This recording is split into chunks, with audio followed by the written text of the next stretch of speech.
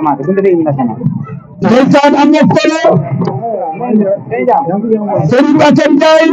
ci biir borom ak jëlal ndeysaan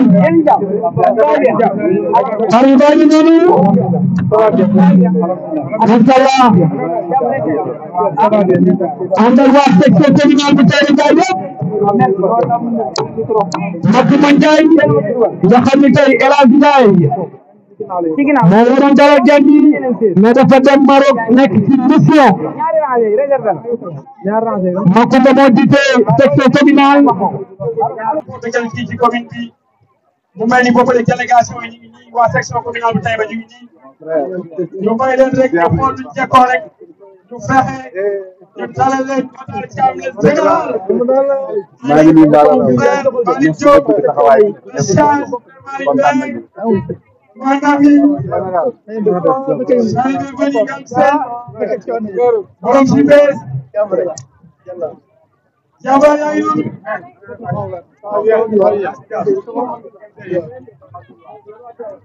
fekk suñu kilifa gu mag yi l'honorable député Assane di góor di jàmbaar Sénégal jaajëf waay jaajëf macha Allah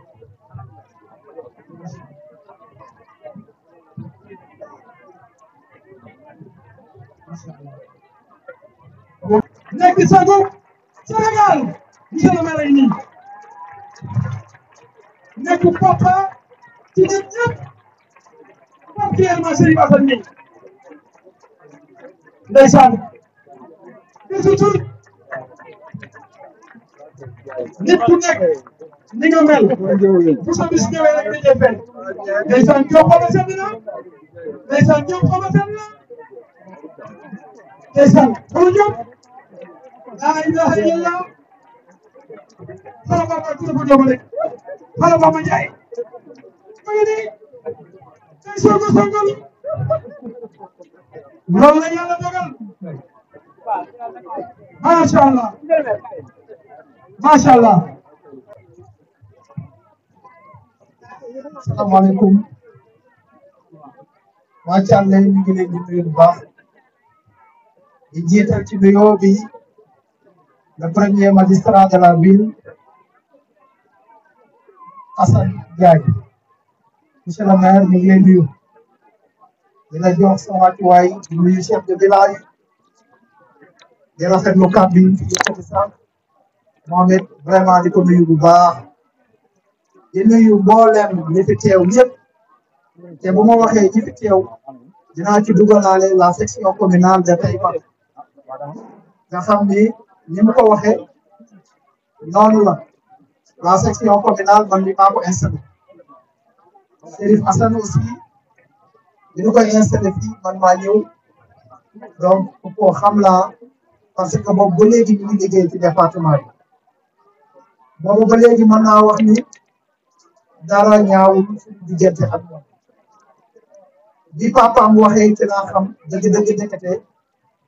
Serif Assane nii la war a mel ndax bi papaam waxee dafa reflété ci moom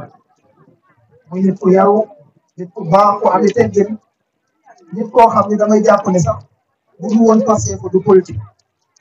ndax yorul jikkoy politique politicien yooyu ñu yor kon Serif Assane ñu ngi lay nuyu bu baax di la jox sa wàccuwaay di rafetlu aussi ñi nga xamante ni moom la nga tuddee ab dëkk boo ci nekkee da ngaa war a am njariñ ndax njariñ la ñuy doyee nit te nit saa bu ñu ko tuddee dara jàppal ne rek am na fu mu féete askan bi ba tax ñu tuddee ko kon ñu ngi lay félicité bu baax di la encouragé ci lancé ko di wax ne ñun de département de Tivaouane amuñu benn jaaxle amuñu benn jafe-jafe ndax ñu mel ne Serif Assane yi ñoo ànd ak ñun ci liggéey bi depuis 2018 ba léegi muy liggéey boo xam ne nag seen tuuti ci woon dara luñ ci am rek dañoo bett te xam naa ne aussi ni mu bette ñun moom lay bette keneen ak keneen ak keneen ndax doolu soit lañ doon def dañu doon liggéey pour suñu askan dañu doon liggéey aussi pour Thialé jëm kanam pour Taïba Ndiaye jëm kanam Tivaouane jëm kanam Pire jëm kanam bu gëndaloo rek département bi yëpp jëm kanam loolu nag ci loolu lañ nekkoon moo tax ba tey jii may wax kenn tekkiwul laxasaayam kenn ku ne jàpp na ni dafa war a góorgóorlu ngir département bi avancé te nag li ma wax sànq ni xaar ñu ci dara ndax mosu leen a dégg fu mu taxawee di laaj quoi que ce soit te mënoon na koo laaj ndax cadre la comme yëpp dans le département waaye nag ñun dañu jàpp ne Pastef moom li ñu naan don de soi te El Malick wax ko fan yii nii moom dafa fas yéene bokk ci ñi nga xam ne dañuy yor jikkoy sondeel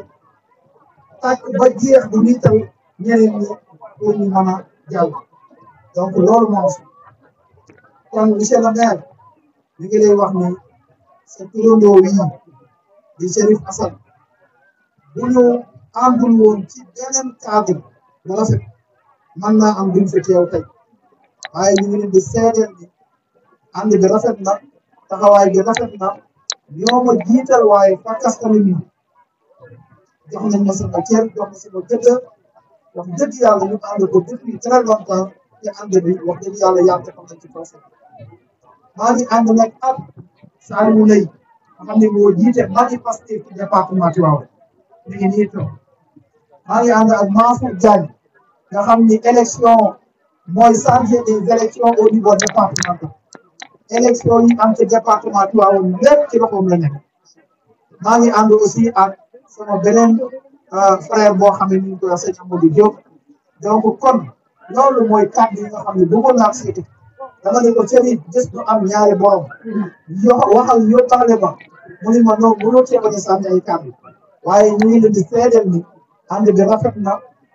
ñu ngi remercier aussi bu baax El Hadj Diagne ndax El Hadj kat ni ma ko waxee sànq Chérif Assane ndax gis kenn koy moom waaye bu doon ñoom ñaar ñoo fi ne te moom gis bi naa mën a yaatal lool ci moom ndax ànd nañu comme ni ñu àndee Chérif Assane muy àndin bu rafet Mohamed Lat aussi noonu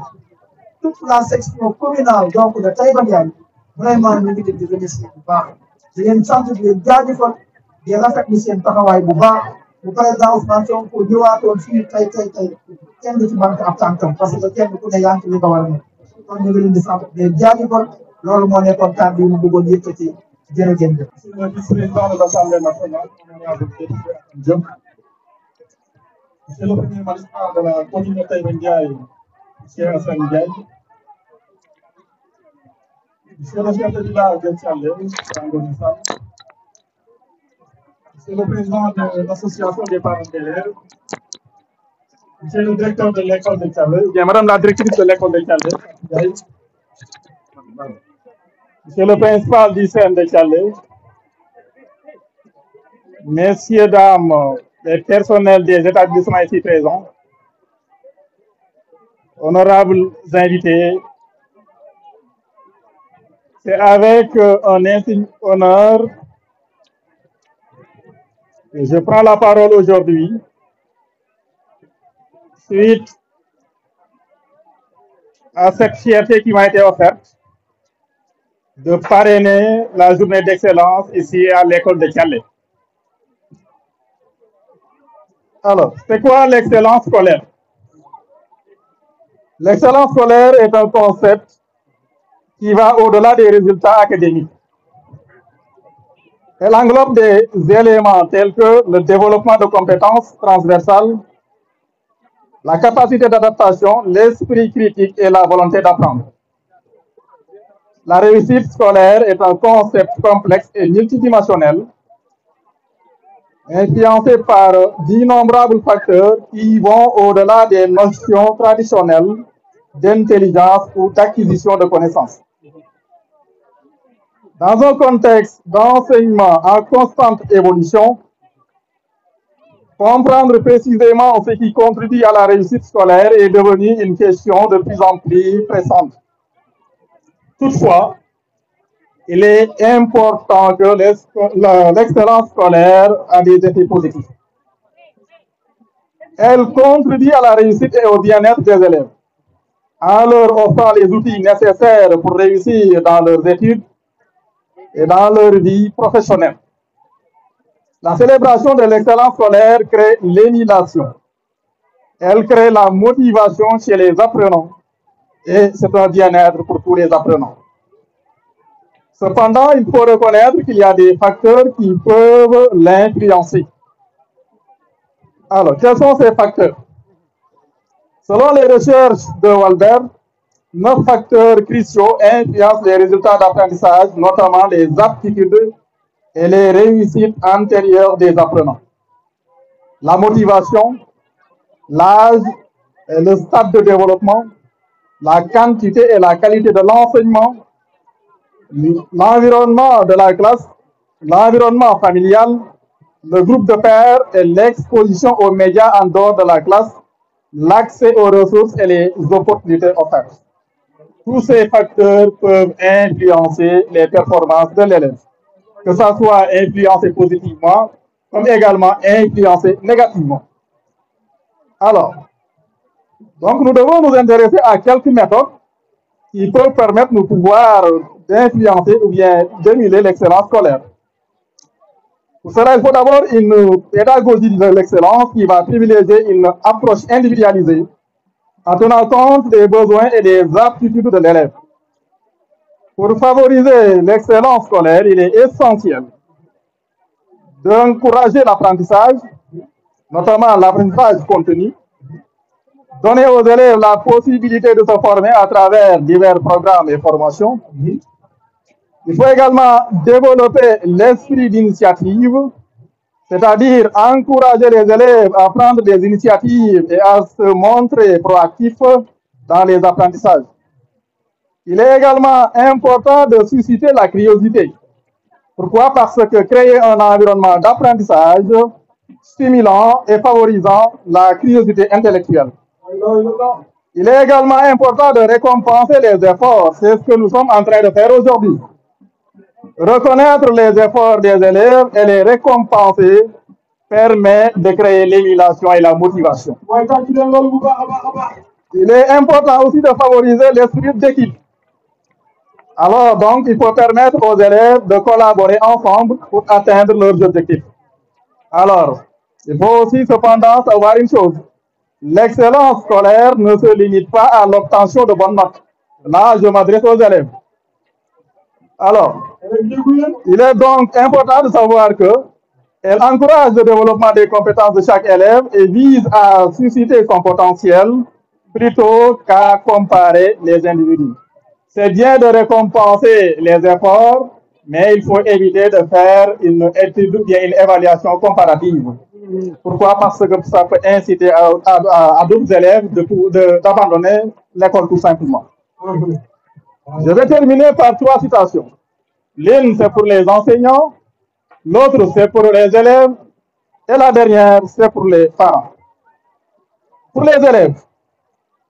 Martin Luther King disait, pour atteindre l'excellence dans les grandes choses, il faut développer l'habitude dans les petites choses. L'excellence n'est pas une exception, c'est une attitude dominante. L'excellence est un processus continu et non un accident. Donc, il faut la sagesse, il faut la patience, il faut le courage, il faut aussi la persévérance. Souvent, dama daan wax xale yi bu ngeen bëggee réussir di ngeen yor ñeenti jikko yoo xam ne mala yi ñoo koy amee. Mooy yan? Benn bi jikko muus la muy la patience. Muus bu soxlaa dara di koy yokk mën na faa tëdd lu mat ñetti waxtu yàkkamtuwul dara ci li muy def. Li ko soxlaal mooy na atteindre son but, son objectif. Donc, les élèves, soyez patients. Il faut également ngeen am beneen jikko boobu ci gaynde lañ ko xam muy le courage. Jàng dafa métti dafa yàgg yoon courage rek moo mën a dimbali élève pour mu continuer wala lu ko may di nga ko fa dagg dem seeti lan. Il faut également nga am jikkoy li ñuy wooyee tigre maanaam mooy segg c'est la persévérance. Segg bu jógee dem di rëbbi tant que jàppul du tourner. Donc les enfants soyez persévérants. Mais aussi il faut ngeen am jikkoy fas muy la sagesse. Fas bokk na ci mala yi nga xam ni ñoom ñoo ëpp sagesse. Donc un apprenant, un élève liñ koy jëkk a jàngal école mooy la sagesse. Les élèves soyez sages. Citation bi waajur yi muy parents d'élèves yi laa koy jagleel. Les racines de l'éducation sont amères, mais ses fruits sont doux. Élever un enfant, c'est lui apprendre à se passer de nous. N'oublions pas que les enfants suivent les exemples mieux qu'ils n'écoutent les conseils. Ne donnez jamais rien à vos enfants si vous voulez être sûr qu'ils vous ne le rendent un jour. xale yi mën nañ ni mbuus la rek da nga ciy denc la nga ca dugal tey ëllëg loolu la lay delloowaat kon ñun ñi nga xam ne ñooy waajur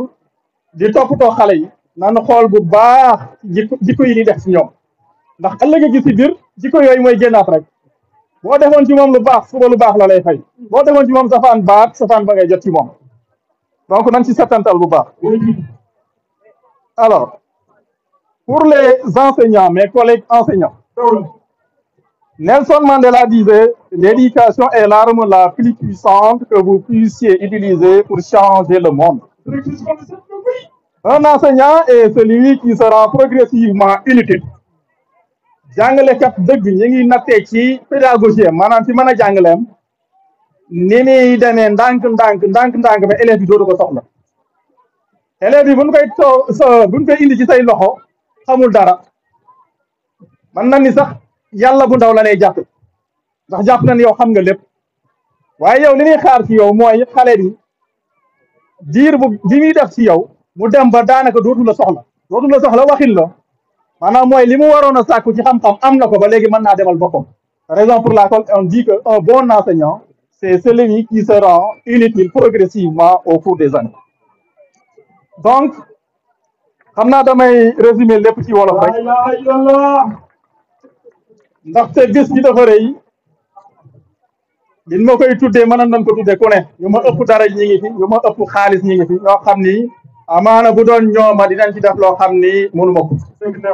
waaye ñi ma ko tuddee xooluñu loolu li nu xool mooy démb bu ma waxee démb nag dafa am fu ma jaar ak ñoom kii di directrice bi ngeen am ko fii muy Fatou Ndiaye man ak moom Tivaouane bokk nañ ñetti classe au lycée Ababacar Sy bokk nañ seconde S première S terminale S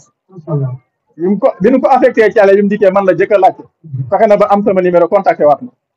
kon donc li mu def dafa fàttaliku démb rek di leen sant nag di leen ñaan aussi yéen waa Thialé ngeen téye ko bu baax bu dee ab yar am na ko bu dee yiw am na ko te taalibe xàqan la également kon donc def ak moom du jafe li ci des mooy jàngalekat yi fi nekk ku mel ni Daouda ku mel ni Ndiasse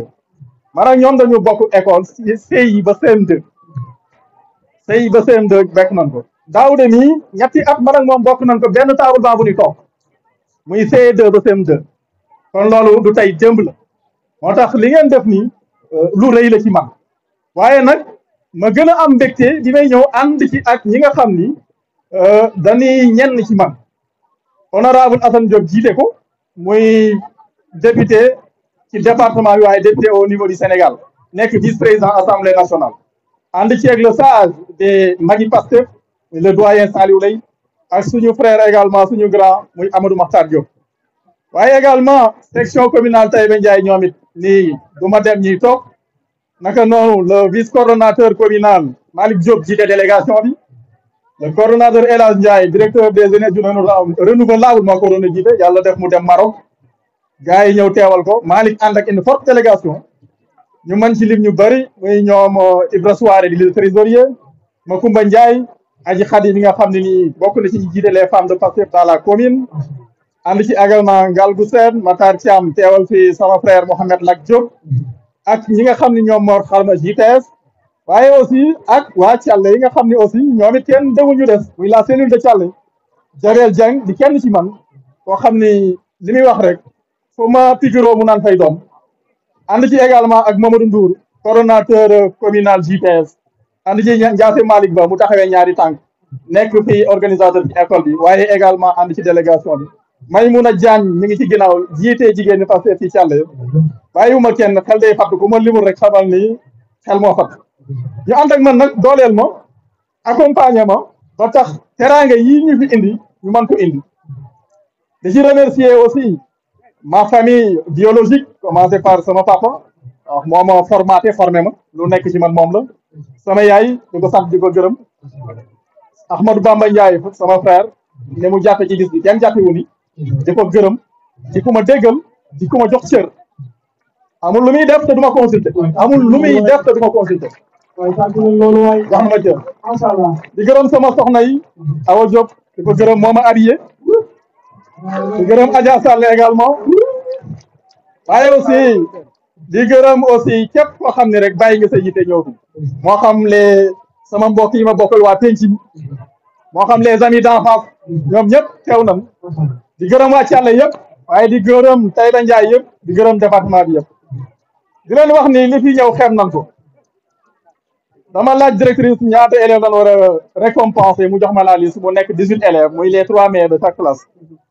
ñu ni kon nan leen utal ay kits scolaires chaque premier ñu jox ko sac ak kit deuxième bi ak troisième ñu jox ko kit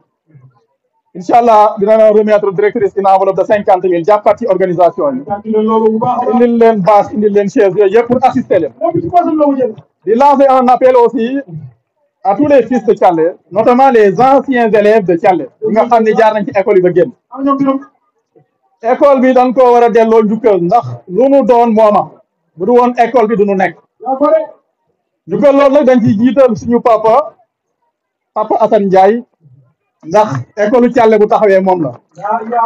waaye sant nañ loolu xalaat bi ci moom la waaye aussi jéego yu jëkk yi ci moom la rakam di sama papa bi ma jur topp ci ànd ak moom ak jeunes yi nekk ci Thialé ci seeni jamono ñoom ñëpp fexe ba taxawal fi benn classe en 1985 année boobu man ci laa judd 1985 kon donc vraiment ñu ngi leen di jaajëfal waaye aussi di jaajëfal les anciens élèves rawatina ñi ma bokkaloon ADERT ndax bi ñuy jàng nekk Tivaouane nekk lycée wala collège sax mën naa ni ci lan commencé xalaat ñun lan war a apporter école Thialé ci lan taxawal kuréel gu ñuy tuddee ADERT muy amicale des élèves ressortissants de Thialé boobu amagul étudiant ñun ñëpp ay élèves lan commencé di cotiser di taxawal di cotiser di taxawal bi yàlla defee ba nu dem ba am bac nekk étudiant ñu modifié ko yokk ci beneen muy amicale des élèves et étudiants ressortissants de Thialé booba nag ci la xalaat yi gën a ubbeeku ambition yi gën a taxaw ñu ni kon nan taxawal dara ci leen ñëw ci école bi booba ay salle de classe moo fi ne amul toilette ñu ni nanu dajale suñuy fukk ak suñuy juróom fexe ba xale yi di am fu ni suturloo toilette yee ngeen di gis muy màgget ya moom lañ fi jëkk a taxawal te ci gërëm suñu papa Samba Daara mi ñu ci àndaloon ci liggéey bi jóge ci ñu ni école bi kat directeur bi am na fu mu war a mën a dugg ndax ñoom ñëpp bu ñu génnee ci garab yi la ñuy toog ñu ñëw taxale diggante ñaari salle de classe yi def ko bureau administratif ñoom it ñu fay mën a dugg di ndekki di toog di waxtaan bi loolu jàllee aussi ñu ni école bi kat amul clôture te école bu amul clôture problème mu insécurité day taxaw ci laa jóg ànd ak ñi ma ko seqaloon ñoom Bamba Ndiaye Bamba Ndour ak ñi ci nekk ñëpp Ndiasse Malick ñu dem seeti suñu papa mii di monsieur le maire Assane Ndiaye boobu sax nekkul maire vice président commune rurale la woon ñu ne ko ñiiru école bi moom il faut nga taxaw ci boolee koy def te amuñu ko mu ni incha allah nañ ci def ay jéego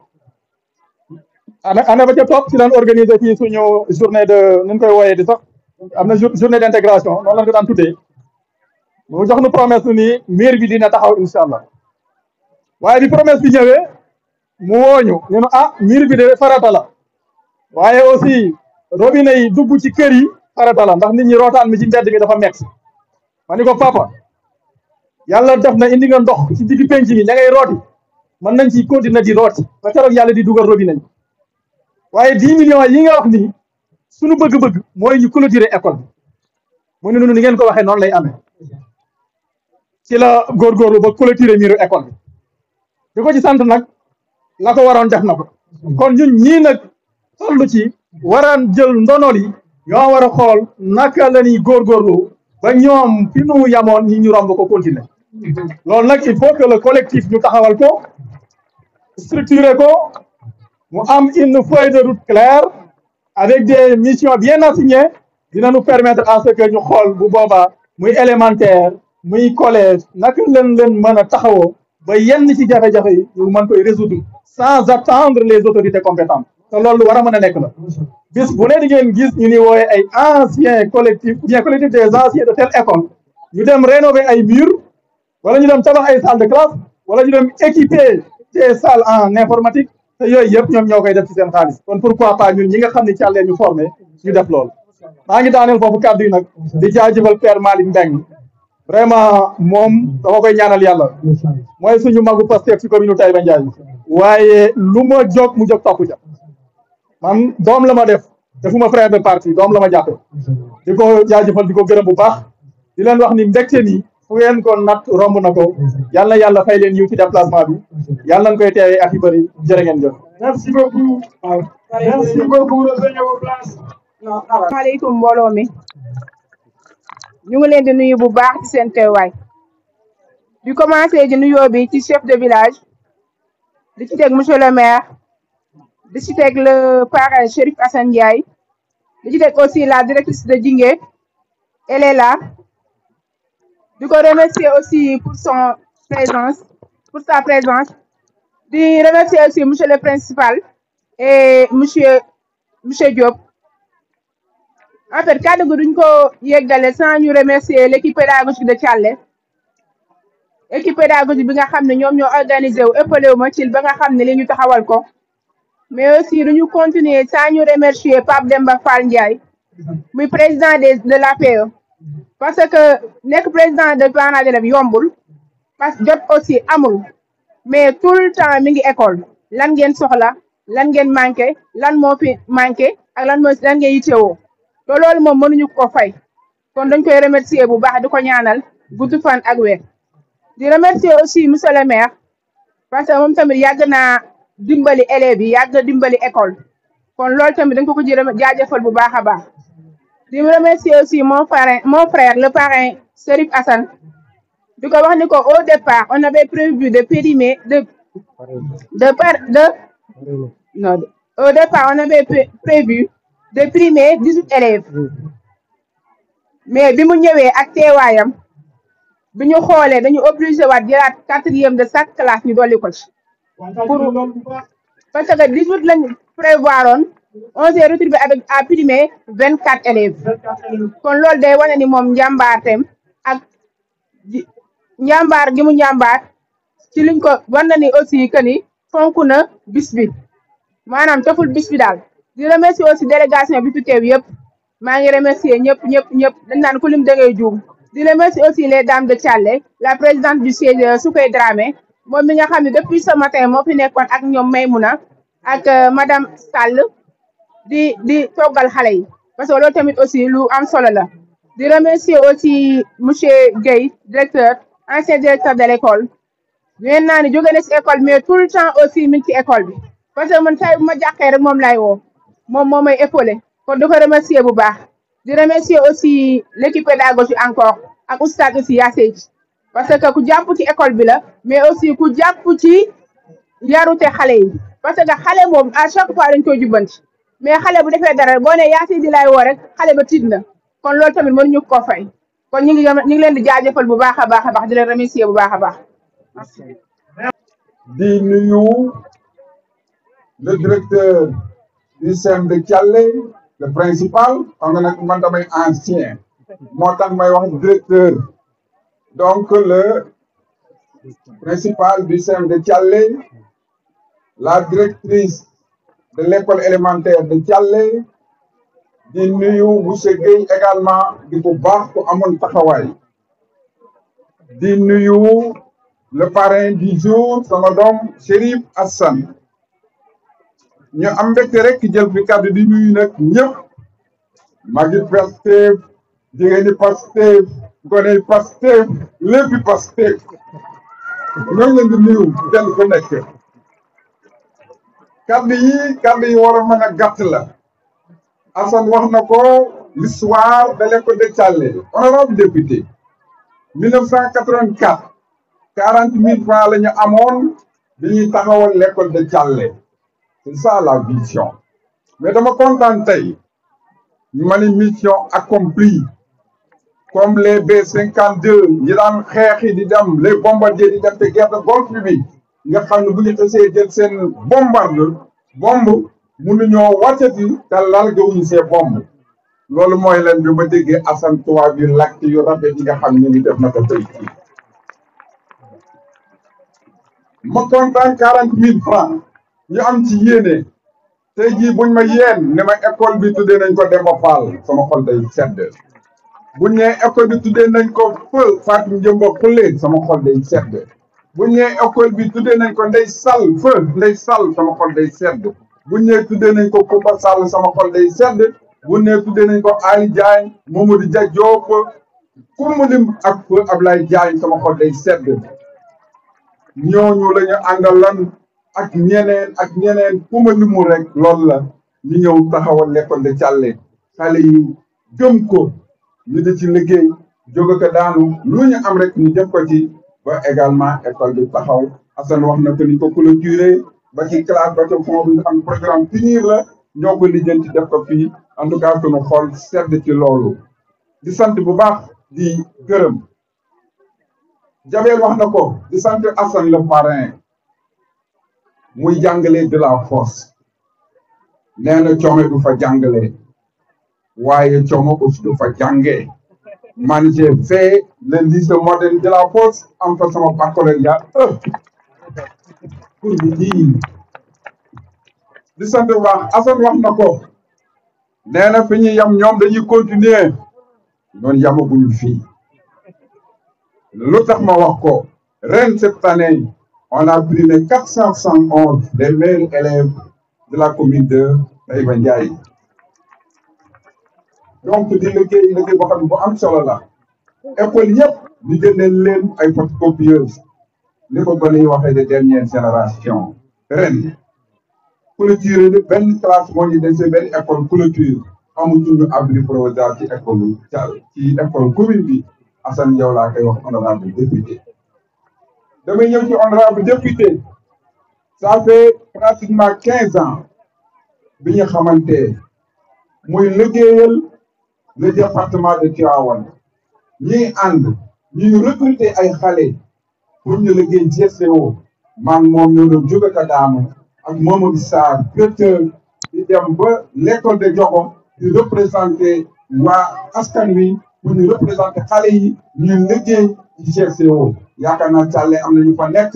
Taïba Ndiaye am na ñu fa nekk puis am na ñu fa nekk di liggéey GCO c'est grâce à Assane Diop c'est grâce à Mamadou Sarr mais c'est grâce à Assane Ndiaye pour mu wax la ñun ba ñuy xamante du ma maire jigéewu ma maire ba ñuy xamante du député jigéewu député o parce que amul dara amul mais Assane di liggéeyal askan bi donc loo am jomb la c'est yaakaar naa le maire de ça va dire moom Assane Diop. macha allah di sant la directrice ci taxawaayam gis naa fi ne ko ànd ak yéen xaw ma ci passé bi la bokk mooy xale bu baax xale bu yàgg liggéey yàgg won demoon 18 wala 39 45 je ne sais plus bu ñëwee moom rek mooy jàngaleet bi Thialé sama papa jël ma yóbbu ma Mexe ndax Thialé amul classe sama papa jël Demba Fall yóbbu ko Meewaan ndax Thialé amul classe ñu ñëw di nabi di jàng ci lettre yi di xalaat di taxawal école bi taxawal sem bi daañu ko def lycée ak yeneen ak yeneen ak yeneen sama goro gis naa ko mu laqatu Matar Thiam sunu goro la de goro Thialé la moo fi représenté Lat ñoo ngi koy félicité bi ñu ko falee déplacé wu na ñëw di ba ci man seet si ma El Hadji Ndiaye bi ñu ko falee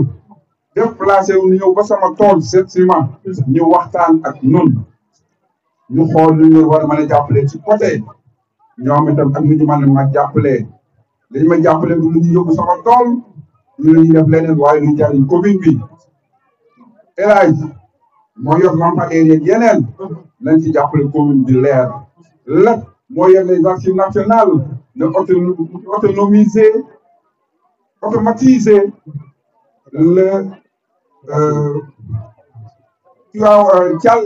Taïba Ndiaye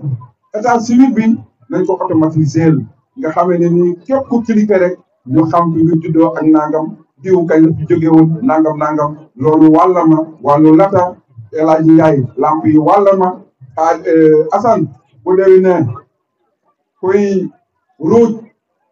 kenn du ko ñaan mboolu da nga ko bëgg a catu waaye Assane sunu wàll war naa ñëw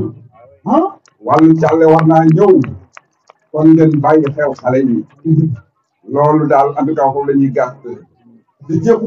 bu baax principal woote woon na lu mel nii mais mënumaa ñëw mardi pour me dire 5 invitations am naa ko ma war a def benn panel à l'institut de technologie nucléaire appliquée à l'université de Dakar ma war fa def panel war a dem King Fahd premier ministre dafa lancé moo waa APEXI waa Procasef woote fa ma am benn mission bu jógee Italie ma war leen a teew à la chambre de commerce actuellement je gère aussi par intérim la présidence de la chambre de commerce de la région de Thiès le président étant hors du pays donc pour ma wax la rek ne la sama calendrier xat na xataay boo xam ne nii lu mel ni woote nañ ko Ndoomoo demuma woote nañ ko Taïba Ndiaye demuma woote nañ ko Taïba Mbaye demuma ba ku mel ni Ndoomoo kenn ci noonu ku mel ni Mamadou bi Sall wala Khadim moo yëkkati ab envolé bam def ca xaalis ni monsieur le maire moo leen ko jox te kooku pour sakal ma rek la ko def mais xaalisam la yëkkati def ko pour mu wax leen temps bi xat na jamono bi xat na bu ngeen wootee su ngeen ma gisul rek xam leen ni bëggiwu ma ko noonu mais nag yéen a ma yàpp yéen a ma dénk barki dem rek honorable député maag sa président de commission énergie ñoo nekkan ñuy liggéey ci le jet fii ma defa panel boo xamee ni jusqu'à présent ça a retenti aux oreilles de ceux qui étaient là-bas ñuy wax ci le jet fii justice énergie transition partenariat donc c'est ça le jet fii mooy nag ëllëgi les énergies renouvelables au Sénégal état bi war ci liggéey ñu am budget bu 2,5 milliards de dollars xam naa ne El Hadj Ndiaye li tax toogul dañ liggéey ci loolu liggéey boo xam ne liggéey bu am solo la pour vous dire que nous aussi nous sommes un homme en tout cas nous sommes un homme averti ñoo ngi leen di suivre lu baax ci yéen ñu ànd ko yéen lu bon nag amu leen ko foofu laay wàccee sama kàddu jërëjëf. Le Paris, son diplôme de reconnaissance, lii mooy Sénégal.